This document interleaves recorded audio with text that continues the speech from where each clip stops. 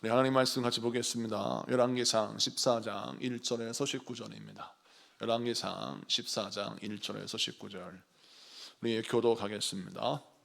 열왕기상 14장 1절에서 19절 말씀, 구약성경 538페이지. 제가 먼저 봉독합니다. 그때에 여로보암의 아들 아비야가 병든지라. 여로보암이 자기 아내에게 이르되 청하건대 일어나 변장하여 사람들이 그대가 여로보암의 아내임을 알지 못하게 하고 실로로 가라. 거기 선지자 아히야가 있나니 그는 이전에 내가 이 백성의 왕이 될 것을 내게 말한 사람이니라. 그대의 손에 떡 10개와 과자와 꿀 한 병을 가지고 그에게로 가라. 그가 그대에게 이 아이가 어떻게 될지를 알게 하리라. 여로보암의 아내가 그대로 하여 일어나 실로로 가서 아히야의 집에 이르니 아히야는 나이가 많아 눈이 어두워 보지 못하더라. 여호와께서 아히야에게 이르시되 여로보암의 아내가 자기 아들이 병들었으므로 내게 물으러 오나니 너는 이러이러하게 대답하라. 그가 들어올 때에 다른 사람인 채 함이니라. 그가 문으로 들어올 때에 아히야가 그 발소리를 듣고 말하되 여로보암의 아내여 들어오라. 네가 어찌하여 다른 사람인 채하느냐. 내가 명령을 받아 흉한 일을 내게 전하리니. 가서 여로보암에게 말하라. 이스라엘의 하나님 여호와의 말씀이 내가 너를 백성 중에서 들어 내 백성 이스라엘의 주권자가 되게 하고 나라를 다윗의 집에서 찢어내어 내게 주었거늘 너는 내 종 다윗이 내 명령을 지켜 전심으로 나를 따르며 나 보기에 정직한 일만 행하였음과 같지 아니하고 내 이전 사람들보다 더 악을 행하고 가서 너를 위하여 다른 신을 만들며 우상을 부어 만들어 나를 노엽게 하고 나를 내 등 뒤에 버렸도다. 그러므로 내가 여로보암의 집에 재앙을 내려 여로보암에게 속한 사내는 이스라엘 가운데 매인자나 노인자나 다 끊어버리게 거름더미를 쓸어버린 같이 여로보암의 집을 맑게 쓸어버릴지라. 여로보암에게 속한 자가 성읍에서 죽은즉 개가 먹고 들에서 죽은즉 공중의 새가 먹으리니 이는 여호와께서 말씀하셨음이니라 하셨나니. 너는 일어나 내 집으로 가라. 내 발이 성읍에 들어갈 때 그 아이가 죽을지라. 온 이스라엘이 그를 위하여 슬퍼하며 장사하려니와 여로보암에게 속한 자는 오직 이 아이만 묘실에 들어가리니 이는 여로보암의 집 가운데에서 그가 이스라엘의 하나님 여호와를 향하여 선한 뜻을 품었음이니라. 여호와께서 이스라엘 위에 한 왕을 일으키신즉 그가 그 날에 여로보암의 집을 끊어버리리라. 언제냐 하니 곧 이제라. 여호와께서 이스라엘을 쳐서 물에서 흔들리는 갈대같이 되게 하시고 이스라엘을 그의 조상들에게 주신 이 좋은 땅에서 뽑아 그들을 강 너머로 흩으시리니 그들이 아세라상을 만들어 여호와를 진노하게 하였음이니라. 여호와께서 여로보암의 죄로 말미암아 이스라엘을 버리시리니 이는 그도 범죄하고 이스라엘로 범죄하게 하였음이니라 하니라. 여로보암의 아내가 일어나 디르사로 돌아가서 집 문 지방에 이르를 때에 그 아이가 죽은지라. 온 이스라엘이 그를 장사하고 그를 위하여 슬퍼하니 여호와께서 그의 종 선지자 아히야를 통하여 하신 말씀과 같이 되었더라. 다 같이 여로보암의 그 남은 행적 곧 그가 어떻게 싸웠는지와 어떻게 다스렸는지는 이스라엘 왕 역대지략에 기록되니라. 아멘. 자, 오늘은 열왕기상 14장 1절에서 19절까지 말씀을 통해서 심판이 결정된 미래는 없다. 심판이 결정된 미래는 없다라는 제로 말씀을 증거할 때 많은 은혜 받는 시간 되기를 바랍니다. 오늘 본문 말씀을 보면 북이스라엘의 초대왕 여로보암이 아들이 하나 있었는데 이 아들이 큰 병에 걸렸습니다. 근데 그 병의 원인이 무엇인지 알 수는 없지만 성경에 보니까 이 병이 너무 중하여서 시간을 다툽니다.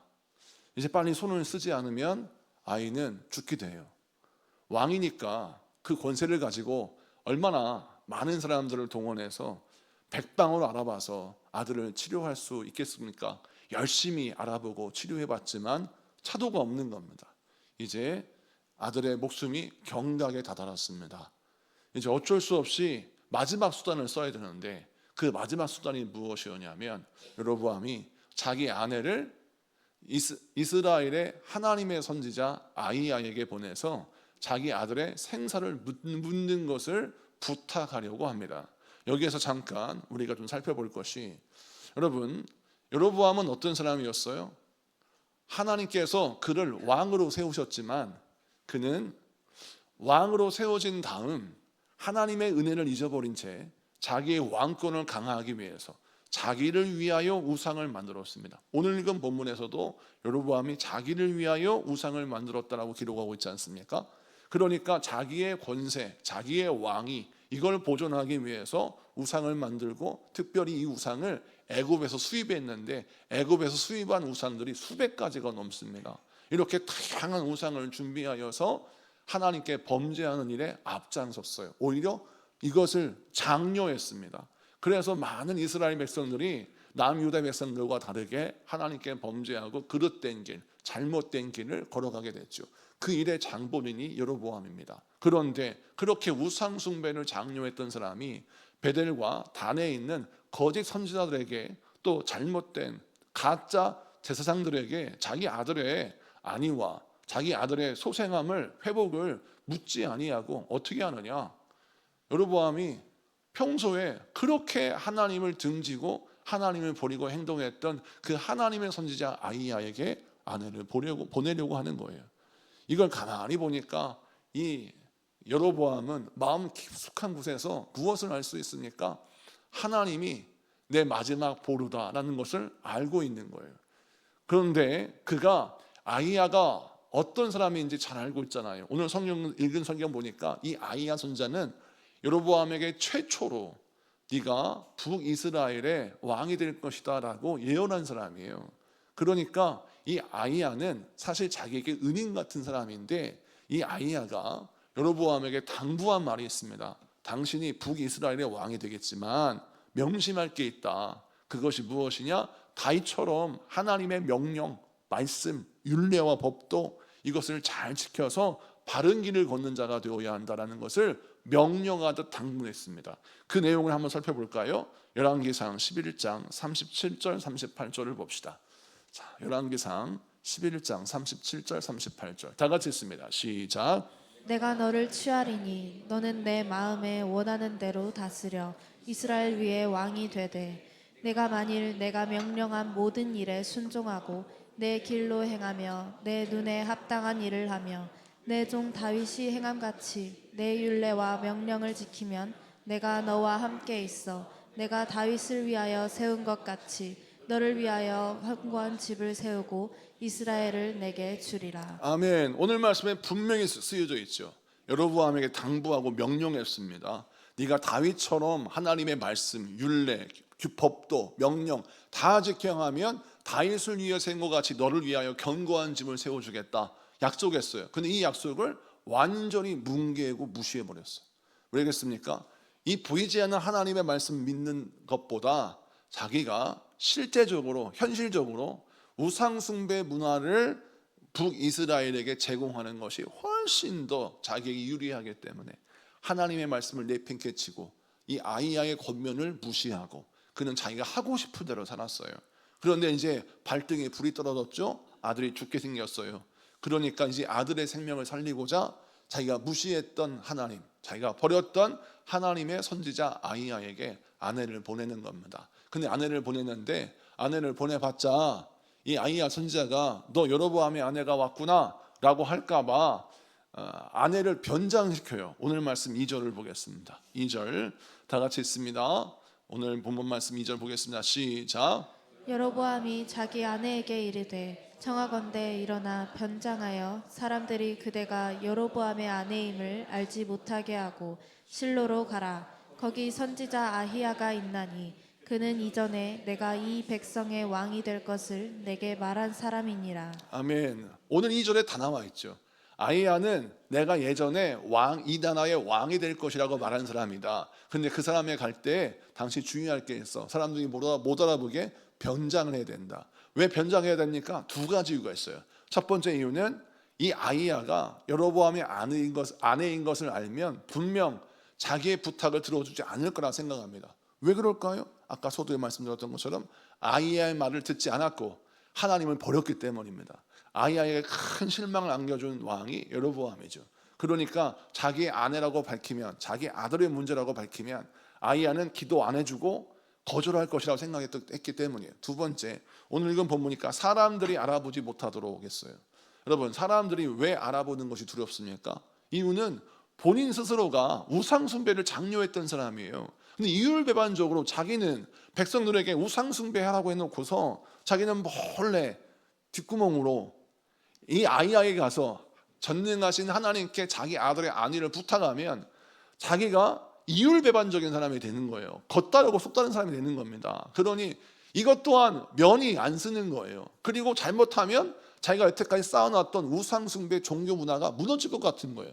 그러니까 이것 또한 잘못하면 큰 손해를 볼 것 같아.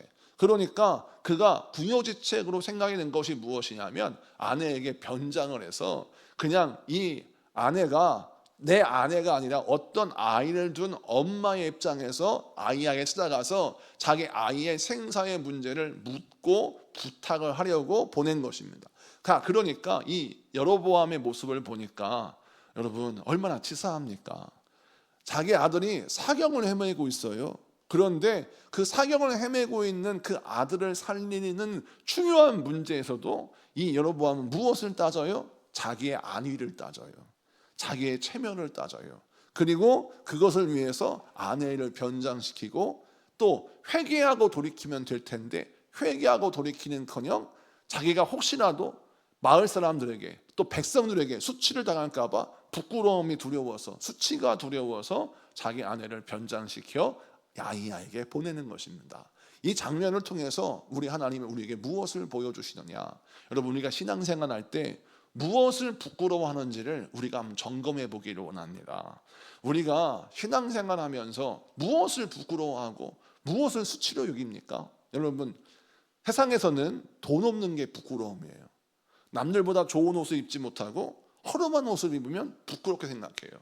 또 배움이 없음을 부끄러워합니다. 남들은 좋은 학벌을 갖고 있으면 그걸 자랑해요. 근데 난 좋은 학벌이 없으면 그것을 부끄러워합니다. 또 바깥에 세상에는 권력을 가진 사람들은 그 권력을 자랑하려고 하지만 또 권력이 없는 사람들은 그 무능함과 연약함을 부끄러워합니다. 그런데 이건 세상의 자랑과 부끄러움이에요. 그런데 성경이 말하는 것은 달라요. 여러분, 바울이 로마서 1장 16절 말씀 보니까 내가 복음을 부끄러워하지 아니하노니 이 복음은 모든 믿는 자에게 구원을 주시는 하나님의 능력이 됨이라. 할렐루야. 자, 세상 사람들은 복음을 부끄러워합니다. 왜 복음을 부끄러워합니까? 예수 그리스도가 십자가에 못 박혀 죽으셨는데 그 죽으신 모습이 너무나 초라해 보이는 거예요. 아니, 이 땅에 구원자로 오시는 메시아가 어떻게 저렇게 초라하게 십자가에 못 박혀 죽을 수 있는가? 예수님의 십자가의 복음을 초라한 복음, 부끄러운 사건이라고 생각했어요. 그런데 사도 바울은 난 이것은 부끄러운 것이 아니다라고 생각합니다. 오히려 하나님의 아들이 이 땅에 오셔서 우리를 위해 죽으신 이 은혜와 사랑이야말로 내가 자랑하고 싶은 것이다 라고 말하면서 세상과 다른 결의 자랑을 말하고 있습니다. 여러분, 부끄러움을 느끼는 포인트, 자랑함을 느끼는 포인트가 세상과 달라야 돼요. 우리는 어떠한 기준을 가지고 있습니까? 내가 부끄러워하는 기준이 어디에 있어요? 여러분, 세상적 기준입니까? 성령적 기준입니까? 우리는 부끄러움과 자랑을 느끼는 기준이 성경적이어야 할 줄로 믿습니다.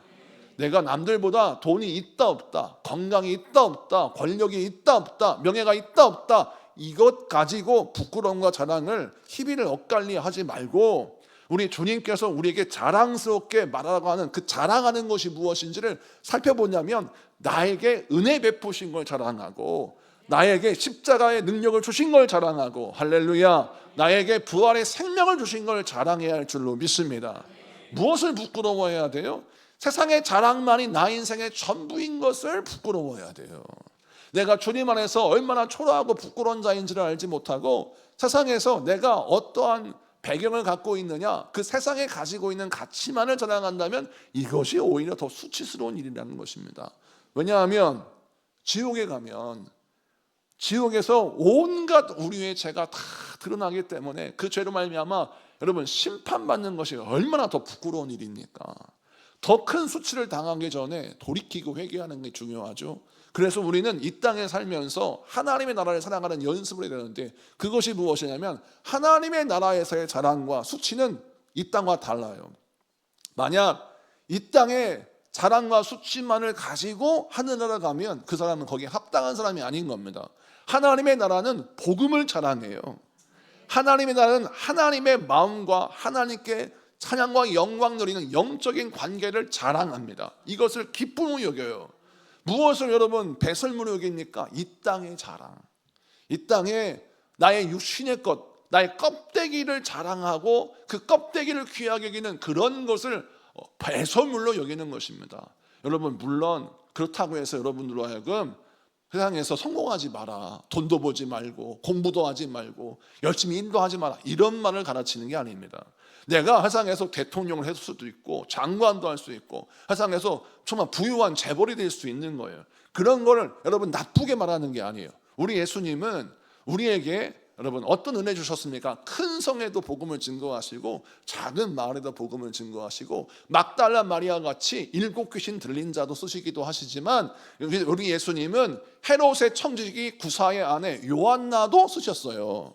그러니까 우리 예수님은 사람을 차별하지 않습니다. 장소를 차별하지 않아요. 우리 주님 앞에는 영적인 사각지대가 없고 영적으로 소외되는 사람이 없어요. 우리가 그렇게 느낄 뿐이지 하나님은 우리에게 동일한 은혜와 공평한 은혜를 주셨어요. 그런데 뭐가 문제냐? 우리가 부끄러워할 걸 부끄러워해야 되는데, 아니 부끄러워하지 말할 걸 부끄러워한다는 게 이게 안타까운 일이고, 자랑할 걸 자랑해야지 왜 겉껍데기를 자랑하고 진짜 중요한 건 자랑하지 못하냐 이 말이에요. 내가 예수 믿는 거 자랑해야죠. 내가 주님의 자녀인 거 자랑해야죠. 그것이 바로 전도고 그것이 바로 우리가 예수 믿는 자의 증거인 것입니다.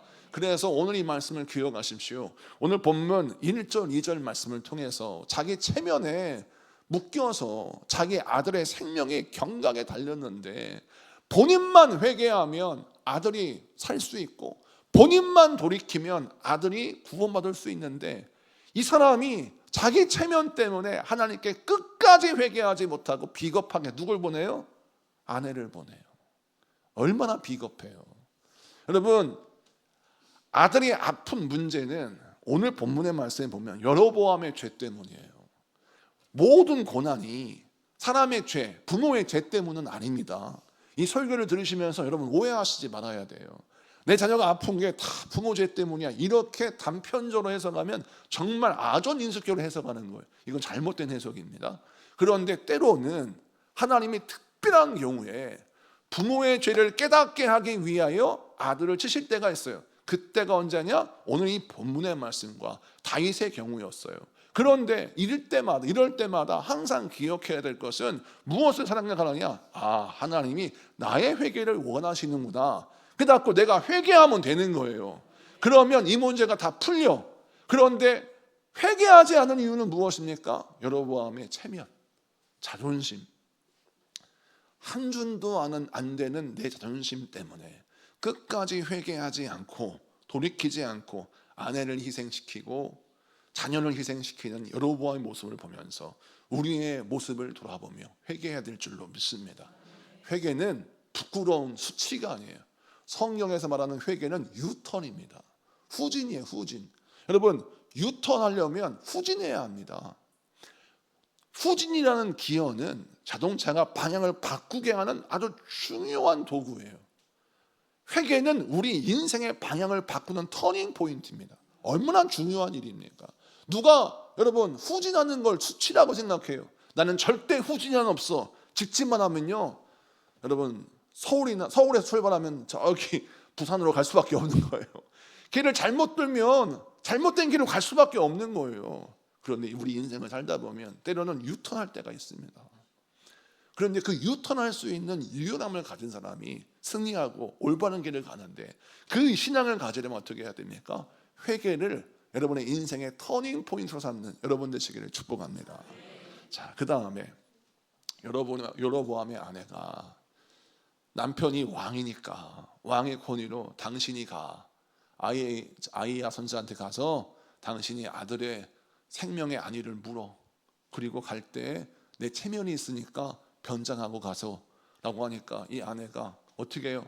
오늘날 같았으면 내가 왜 가? 당신이 가야지 라고 부부싸움 했을 텐데, 여기서 보니까 이 아내가 불만이 가득 찼지만 그래도 가는 것 같아요. 그래도 자기 아들이니까. 그래가지고 이 사람이 변장해가지고 아이야한테 갔습니다. 갔는데 오늘 말씀 읽어보니까 아이야가 눈이 어두워요. 나이가 많아 눈이 어두웠다라고 성경 기록하고 있죠. 자, 눈이 어두우니까 이 사람이 변장을 했는지, 이 사람이 어떤 옷을 입었는지 잘 분간이 안 되고, 사실 굳이 변장 안 해도 눈이 어두우니까 그냥 이게 누군지 모를 수밖에 없다라 이거예요. 그런데 하나님이 이 아이야가 눈이 어두운 걸 아시고 미리 말씀하십니다. 그 장면을 봅시다. 성경 말씀, 자 5절 말씀 보겠습니다. 5절 말씀 시작. 여호와께서 아이야에게 이르시되 여로보암의 아내가 자기 아들이 병들었으므로 내게 물으러 오나니 너는 이러이러하게 대답하라. 그가 들어올 때에 다른 사람인 채함이니라. 아멘. 하나님께서 아이야에게 여로보암의 아내가 자기 아들의 병든 문제 때문에 나를 찾아오는 걸 알게 해주셨어요. 자, 그래서 하나님이 아이야에게 어떤 말씀을 전하느냐?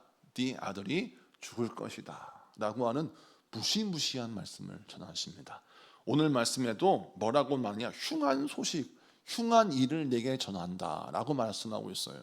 이 말씀만 딱 들으면 여러분, 성경을 너무 무섭게 이해할 수 있어요. 저도 이 설교를 할 때 조심스러워요. 왜냐하면 사람의 고난을 그 사람의 그 부모의 죄의 결과니 어쩌니 이렇게만 해석하면 여러분이 큰 오해를 할까 봐. 그런데 이 말씀에 하나님의 진의, 하나님의 뜻이 어디에 있는지를 잘 살펴야 돼요. 자, 여로보암의 아내는 누구의 엄마예요? 지금 아픈 아비야의 엄마입니다. 아들의 이름이 나오고 있어요. 아비야. 그게 그 아들의 이름이에요. 아히야는 선지자 이름이고 비슷하죠? 그러니까 헷갈리면 안 돼요. 그런데 아비야라고 하는 이름을 가진 아들을 둔 엄마예요. 그런데 성경 말씀 보세요. 계속 여로보암의 아내라는 표현만 나와요. 이게 어떤 의미를 갖고 있는지를 살펴보십시오. 여로보암의 아내는 왕의 아내, 왕비라고 하는 타이틀이 중요합니다. 성경 말씀 보니까 내가 만약 이 입장이라면 내 아들의 죽고 사는 문제까지 왔어요. 그런데 갑자기 아히야라고 하는 선지자가 도로 가, 내가 너한테 해줄 말이 없어. 너의 아들은 죽을 거야. 뿐만 아니라 너의 집안에 나오는 모든 남자들은 하나님께 천벌을 받을 거다. 이렇게 하니까 얼마나 두려워요. 그런데 이런 말을 들을 때 이 여로보암의 아내는 아무 말을 하지 않습니다. 그냥 우리는 무심코 넘어갈 수 있지만 왜 이게 엄청난 사건이냐면, 신약 성경에 보니까 귀신 들린 딸을 둔 수르보니게 여인이 예수님께 왔을 때 예수님이 그를 거절하셨어요. 자녀가 먹는 떡을 개에게 주는 것이 합당하지 않다. 그렇게 했을 때 수르보니게 여인이 그냥 꿀먹은 벙어리처럼 가만히 있었습니까? 아닙니다.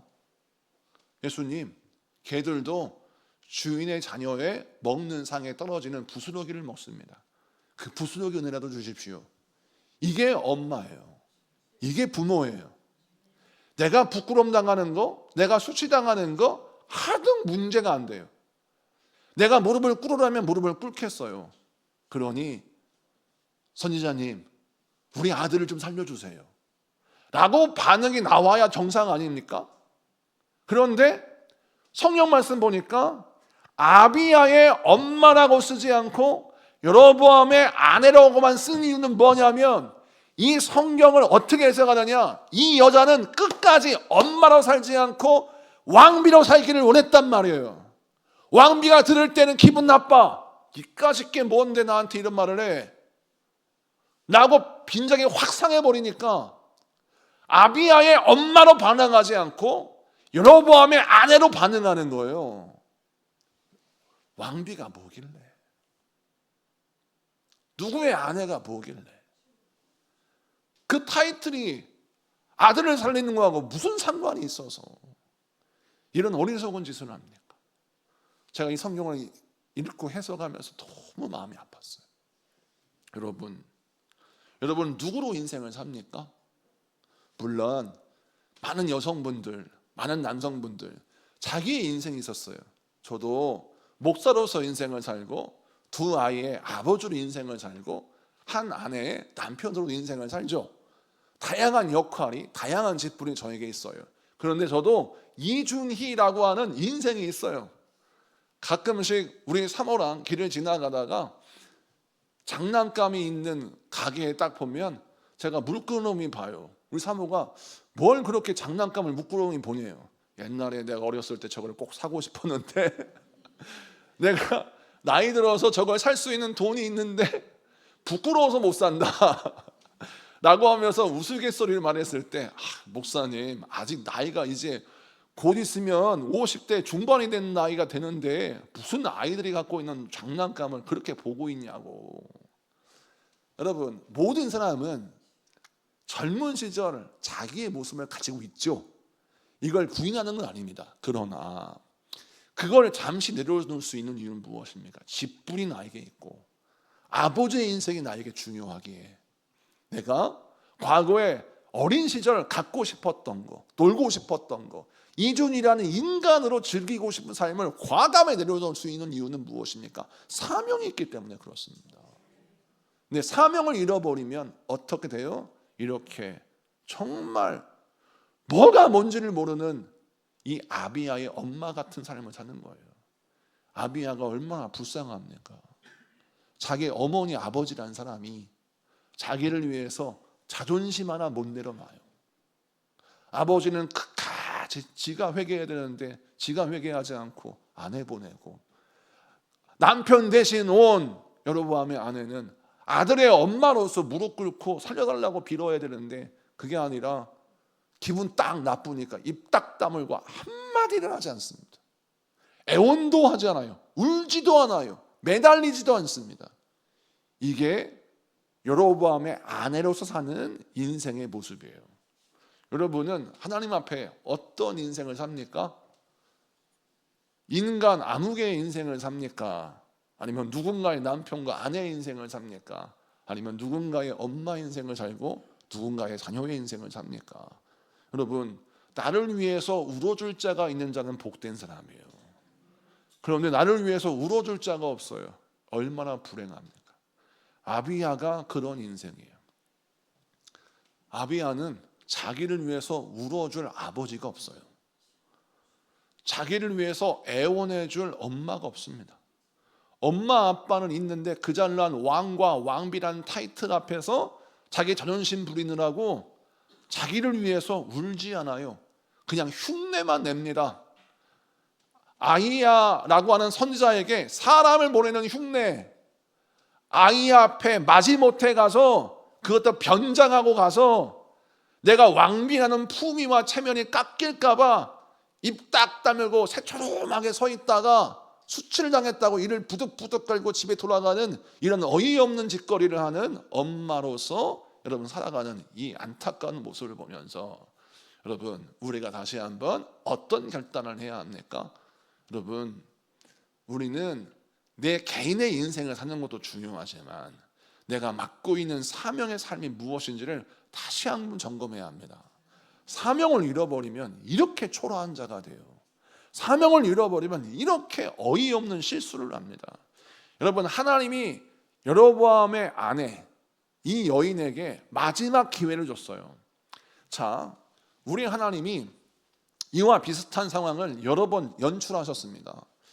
이스라엘 백성들이 모세가 없을 때 시내산에 올라간 모세를 바라보고 기다리는 것이 아니라 모세는 죽었나 보다 라고 해서 금송아지 만들고 전하고 난리를 부렸어요. 하나님이 진노하셔서 모세를 통하여 뭐라 하셨냐면 내가 이 백성 구원한 거 후회한다. 내가 이 백성 탈출시킨 거 후회한다. 이 백성 다 버리고 너와 함께 새롭게 시작하자 라고 하나님이 말씀하셨어요. 그때 모세가 뭐라고 합니까? 하나님 그러지 마소서 라고 간절히 하나님께 구해요. 그러자 하나님이 이스라엘 백성들을 심판하실 계획을 변경하십니다. 여러분 아브라함을 보세요. 소돔과 고모라를 위하여 중보기도 하지 않습니까? 그런데 하나님은 원래는 그냥 심판하실 수 있는데 아브라함과 대거리를 해주세요. 아브라함이 뭐라 하냐면 의인 50명이 있으면 하나님 어떻게 하실래요? 의인 45명, 30명, 20명, 나중에 10명까지 딜을 하지 않습니까? 그런데 하나님이 왜 그 이야기를 들어주십니까? 하나님은 심판이 결정된 미래라 할지라도 중보자의 기도를 통하여 우리 하나님은 그 계획을 변경하실 준비를 하고 계시죠. 소돔과 고모라가 왜 망했어요? 의인 10명이 없었기 때문에 망한 거지 하나님이 그냥 계획한 대로 추진하신 것이 아니에요. 여러분, 다윗을 보세요. 다윗이 범죄하여서 하나님이 그를 심판하십니다. 나단 선지자를 통해서 뭐라고 경고하셨냐면 너와 밧세바가 낳은 아들은 죽인다 라고 말씀하셨어요. 자, 그러면 바꿀 수 없는 심판이에요. 그런데 다윗이 어떻게 합니까? 무릎 꿇고 회개하고 금식하며 죄를 뒤집어 쓰고 살려달라고 기도합니다. 간절히 기도해요. 하나님 살려주세요. 그런데 하나님이 결국 아들을 데려가십니다. 그랬더니 금식을 딱 멈추고 죄를 뒤집어 쓴 옷을 벗고 다시 정갈한 옷을 입어요. 신하들이 왔습니다. 아니 왕이시여, 아기가 죽어갈 때는 살려달라고 그렇게 목 놓아 기도하시던 분이 아이가 막상 죽었을 때에는 왜 이렇게 정상적인 생활로 돌아가십니까? 라고 했더니 다윗이 뭐라 합니까? 아이가 죽기 전에 내가 회개하고 기도한 것은 하나님의 마음을 움직일까 내가 생각해서 간절히 매달린 거라. 하나님이 이제 결정하셨으니 이건 어쩔 수 없어서 내가 옷을 입는 것이다 라고 하지 않습니까? 똑같은 경우예요. 자, 그러면 여로보암의 아내가 아비야의 엄마가 아히야라고 하는 선지자의 말을 듣고 네 아들 내가 이때 오늘 심판하겠다라고 하신다면 아비야의 엄마가 무릎을 딱 꿇고 이미 결정한 결정이라 할지라도 선지자님 하나님께 좀 기도해 주십시오. 내가 회개하겠습니다. 우리 남편이 죄를 졌는데 다 내 죄 때문입니다. 내가 우리 남편을 말렸어야 하는 건데 말리지 못하고 그냥 그걸 내버려 둔 내 잘못입니다. 내 남편이 폭주할 때 그걸 말렸어야 하는데 가만히 불구경만 했습니다. 이게 다 내 죄 때문입니다 라고 회개했더라면 아비야의 엄마의 믿음을 보시고 하나님이 긍휼을 베푸실 수 있었을 겁니다. 그런데 아비야가 참 불쌍한 게 그를 위해서 중보할 사람이 없는 거예요. 오늘 이 말씀을 통해서 다시 한번 우리가 어떤 결단을 해야 합니까? 여러분, 자녀를 위해서 울 수 있는 사람이 되어야 합니다. 내 부모를 위해서 울 줄 아는 자가 되어야 돼요. 언제까지 여러분의 자신의 체면만 보고 내 생각만 하고 인생을 살아갑니까? 언제까지 도대체? 부모도 한번 돌아볼 줄 알아야 되고 남편도 한번 돌아볼 줄도 알아야 되고 아내도 한번 돌아볼 줄도 알아야 되고 돌아볼 줄 알아야 되는데 늘 내 감정에 충실해. 내가 힘들면 온 가족이 다 그냥 초가집이에요. 소상집. 그래가지고 내가 힘든데 누가 웃어? 이거 말이 안 되는 거예요. 내가 힘든데 누가 웃어? 여러분, 이건 정말 잘못된 거예요. 오히려 내가 가족들을 위해서 웃어줄 수 있어야 되고 가족들을 위해서 울어줄 줄도 알아야 되고 또 가족이 힘든 일을 겪으면 공감도 좀 할 줄 알아야 되는데 당신은 아프시오, 나는 바쁘니 라고 해서 누가 아파도 반응이 없고 그래서 많은 가족들이 보면 가족 단톡방에 오늘 내가 병원 갔다 왔다 그러면 반응이 어떻게 해요 엄마, 어떻게 해요 어머니 반응할 줄 알았는데 다 일십하고 있으면 거기에서 막 분노해가지고 이럴 수가 있느냐고 하는 게 우리네 인생 아니에요? 아버지가 힘들다 엄마가 힘들다 그러는데 반응이 없어. 이거는 잘못된 거예요. 여러분, 우리 지구촌 소망교회 교우는 같이 울고 웃을 수 있는 그런 사람이 되어야 할 줄로 믿습니다. 단톡방에 우리 성도의 어려운 소식이 있으면 반응할 줄도 알아야 돼요. 좋아요 누르라는 건 아니고 수술을 하게 되었습니다. 좋아요 웃음 누르면 안 되잖아요. 수술하게 되었습니다 라고 하면 체크 표시하고 기도할 줄도 알아야지. 너는 얘기해라 나는 듣는다. 이런 태도는 여러분 그리스도인의 태도가 아닌 겁니다. 만약 입장을 바꿔놓고 여러분이 그렇게 어려움을 당했는데 모든 사람이 무관심한다면 과연 그것이 유쾌한 일이겠습니까? 오늘 이 말씀을 통해서 여러분, 여로보암의 아내로 살려고 하는 이 여인의 어리석음을 버리고 아비야의 엄마 인생을 찾아야 하는 성도의 믿음을 회복하신 여러분에게 축복합니다. 그 다음 말씀을 보면 이 아비야의 입장에서 볼게요. 아비야가 정말 억울하잖아요. 자기 죄 때문에 죽는 게 아니에요. 아버지 죄 때문에 죽어요. 정말 억울한 일이죠. 성경의 해석이 안 돼요. 어떻게 이런 일이 벌어질 수 있어? 근데 이 말씀에 열쇠가 있어요. 성경 말씀 봅시다. 자, 12절 13절 말씀 봅니다. 12절 13절 다 같이 읽습니다. 시작. 너는 일어나 내 집으로 가라. 내 발이 성읍에 들어갈 때 그 아이가 죽을지라. 온 이스라엘이 그를 위하여 슬퍼하며 장사하려니와 여호와에게 속한 자는 오직 이 아이만 묘실에 들어가리니 이는 여로보암의 집 가운데에서 그가 이스라엘의 하나님 여호와를 향하여 선한 뜻을 품었음이니라. 아멘. 여기서 보니까 아이가 죽을 텐데 그 아이가 어떤 아이인지 설명합니다. 이걸 세번역으로 한번 설명해 볼게요. 세번역 버전으로 봅시다. 자, 13절 말씀 다 같이 읽습니다. 시작. 그런데 온 이스라엘은 그의 죽음을 애도하며 장사를 지낼 것입니다.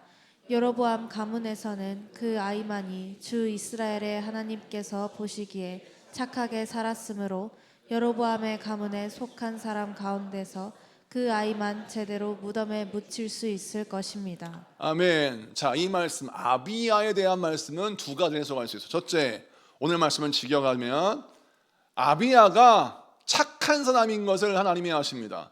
여호와의 보시기에 착하게 살았으므로 이 착하다라고 하는 표현은 관용적인 표현인데 어떤 뜻이냐면 하나님이 보실 때 하나님이 올바르다, 의롭다. 너는 참 나와의 관계 속에서 착하고 바르고 의롭게 살았구나 라고 해서 하나님이 구원하신다라는 사인이에요. 자, 그래서 이 아이는 심판받아 죽는 게 아니라 이 아이의 죽음으로 여로보암과 그의 아내는 큰 슬픔을 맞이하고 하나님의 심판을 그들도 받겠지만 이 아이는 겉으로는 심판받는 것처럼 보이지만 오히려 그가 죽음을 통하여 하나님의 나라에 들어간다라는 말씀이에요. 너가 묘실에 들어간다는 게 뭐냐면 여러분 이것은 상징적인 의미인데 여러분 열조의 무덤으로 들어간다라는 표현을 썼을 때 이 말씀은 어떤 뜻이냐면 하나님의 나라에 입성한다, 하나님의 약속의 백성으로 쓰임받고 하나님께서 기억하신 바 된다라고 하는 구원을 암시하는 말씀입니다. 그리고 이 말씀을 다 자세히 보세요. 또 중요한 말씀이 나옵니다. 14절입니다. 14절 다 같이 읽습니다. 14절 시작. 여호와께서 이스라엘 위에 한 왕을 일으키신즉 그가 그 날에 여로보암의 집을 끊어버리리라. 언제냐 하니 곧 이제라. 아멘. 여기서 보니까 예수 그리스도의 탄생을 예표하는 말씀을 하십니다. 한 왕이 일어날 텐데 그날에 여로보암의 집을 끊어버리라. 그럼 예수님이 여로보암의 집을 끊어버린다는 게 무슨 뜻입니까? 하나님을 버리고 우상 숭배하며 그릇된 길을 걸어가는 자들을 예수님이 심판하시고 예수님이 구원할 자는 구원하시는데 그 구원할 자가 누구십니까? 우리 예수님이 타인의 죄를 짊어지고 죽는 아들로 묘사되고 있죠. 아비야가 예수님의 탄생과 예수님의 십자가의 지심을 예표하는 사건으로 연출되고 있어요. 자, 아비야가 죽는 건 본인의 죄 때문이에요? 부모의 죄 때문이에요? 부모의 죄 때문이에요. 아비야가 죄가 많아서가 아닙니다. 아비야가 불행하다라고만 평가하지 말란 말입니다. 이는 무엇이냐면 이 땅은 죄악된 땅이고 이 죄악된 곳에서 내 죄 때문에 죽지 아니하고 타인의 죄 때문에 죽지만 그는 착한 자요 여호와 보시기에 의로운 자라. 그는 여호와의 열조의 무덤으로 들어가서 하나님의 나라에 입성할 것이다라고 하는 암시죠. 자, 이분이 예수 그리스도라는 것입니다. 예수 그리스도가 이 땅에 오셔서 우리를 위하여 십자가에 못 박혀 죽으시고 그분이 죄 없으신 분이 우리의 죄를 짊어지고 죽으셨어요. 예수님의 죽음은 예수님의 죄 때문이 아니라 우리의 죄 때문입니다. 예수님 부활하심으로 우리의 산 소망이 되셨죠. 이 아비야의 죽음은 앞으로 오실 예수님의 십자가의 은혜를 예표하는 사건이라는 것입니다. 이것이 오늘 본문의 결론이에요. 말씀을 마치고 정리합니다. 아비야의 인생을 불행하다고 볼 수 없는 이유는 무엇이냐? 아비야는 하나님이 인정하는 사람이었습니다. 그래서 그의 인생의 결론은 사망에 이르는 것이 아니라 오히려 하나님의 나라에 들어가는 사람이 되었고, 죄악도 그 사람의 인생을 막을 수 없고, 부모의 무능함과 부모의 불순종과 그 부모의 패역함도 그 아들의 인생을 막을 수 없었어요. 그 정말 심판받을 수밖에 없는 그런 가정에 태어난 이 아들 아비야는 하나님 앞에 인정받고 사랑받아서 부모의 죄 때문에 죽는 것처럼 보이지만 오히려 하나님 나라 입성하여서 승리하게 되었고, 그 부모는 그 죄로 말미암아 무너지게 되었다라고 설명하면서 우리가 신앙생활을 어떻게 해야 되느냐? 여러분, 우리 주님이 말씀합니다. 여로보암 같은 부모 밑에도 아비야 같은 사람이 나온다는 거예요. 심판이 결정된 미래는 없다라는 걸 1절부터 19절까지 일관되게 보여주시는 겁니다. 부모가 죄인이라고 해서 그 아들도 죄인이다? 아니라는 거예요. 부모가 모자라다고 해서 그 아들도 모자라다? 아니라는 거예요. 주님 앞에 귀히 쓰임을 할 수 있다는 겁니다. 죄악의 끈을 끊을 수 있고, 죄악의 유전을 끊을 수 있고, 여러분 얼마든지 역사는 바뀔 수 있습니다. 그러므로 심판의 말씀을 들었다면 우리가 어떻게 반응해야 돼요? 자존심으로 반응하지 말고 다윗처럼, 모세처럼 무릎을 탁 꿇고 주님 용서해 주세요, 살려주세요. 내가 이 시간 아비야의 엄마로 무릎을 꿇습니다.